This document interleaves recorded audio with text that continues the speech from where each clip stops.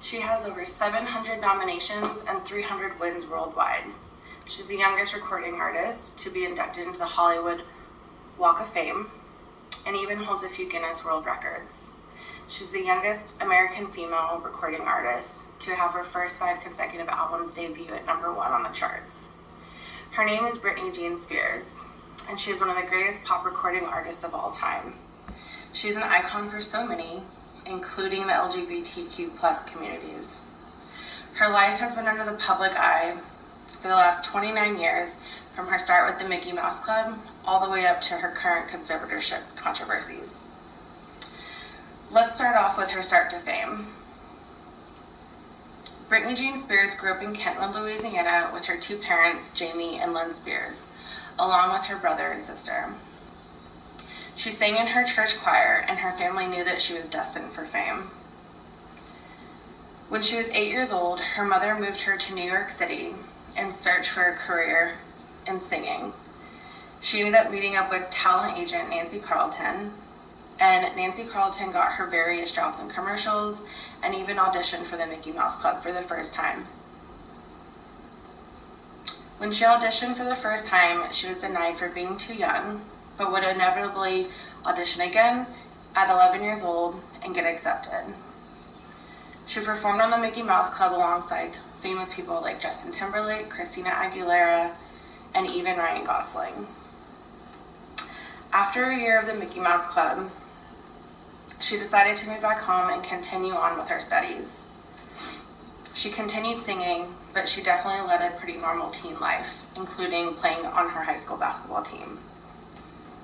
At the age of 16, Britney decided that she wanted to continue her career in singing. She ended up meeting up with producer Lou Pearlman and inevitably signed with Jive Records. Britney worked with Pearlman, Jive, and Max Martin, and they created her first single, Baby One More Time.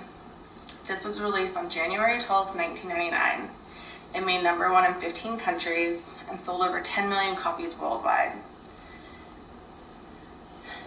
With the success of her first album, Baby One More Time, she started to gain more popularity, and instead of opening up for bands including NSYNC, she started to get her own careers and tours. Her career took off with the next 4 albums debuting at #1, thus creating her record for 5 consecutive albums debuting at #1 on the charts. She also starred in a few movies such as Crossroads and Austin Powers Goldmember. With her wild success, she was growing up and started dating. The media and fans went crazy over her iconic denim-clad relationship with Justin Timberlake. This eventually came to an end, and thus started the downfall of Britney Spears. The media stated that she cheated on Justin Timberlake, and that was only solidified by Justin Timberlake releasing his single, Cry Me a River.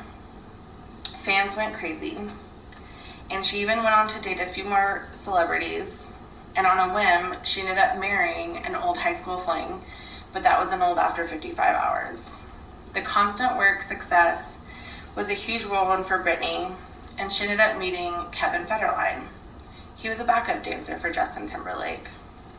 She ended up marrying K-Fed, and they would go on to have 2 children, Sean and Jaden, born a year apart.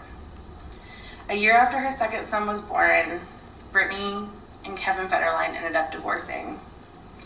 She ended up checking into a rehab facility for postpartum depression and substance abuse. A day later, she ended up checking out and immediately checked into a hair salon, which created the famous media picture that we all know of Britney having her head shaved.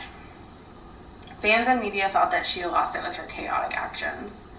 In 2008, she lost custody of her kids and was checked into a psych ward. After some months, she started to gain control of her life, or so we thought. She would go on to produce her next 3 albums, but not without the close supervision of medical professionals and her dad, who had filed a temporary conservatorship on her. She was a bit under the radar during this time, but her fans started to notice bizarre activity on her social media. We wondered, is she really the one controlling her life? In 2010, fans started the Free Britney movement.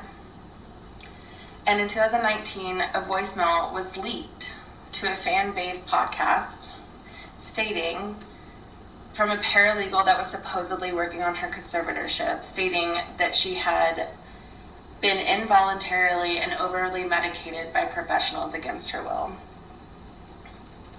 The Free Britney movement started to investigate and eventually created and released a documentary called Framing Britney.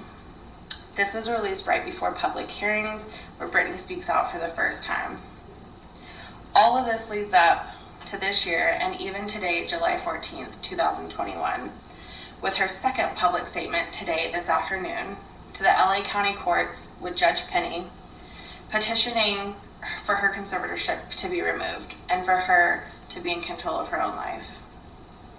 Britney has led an incredibly full and overanalyzed life, and she has been in the public eye from her career from the Mickey Mouse Club all the way leading up to today. She's provided entertainment and support to her communities and fans over the last 30 years, and she should be treated better by her family and teams in the state of California.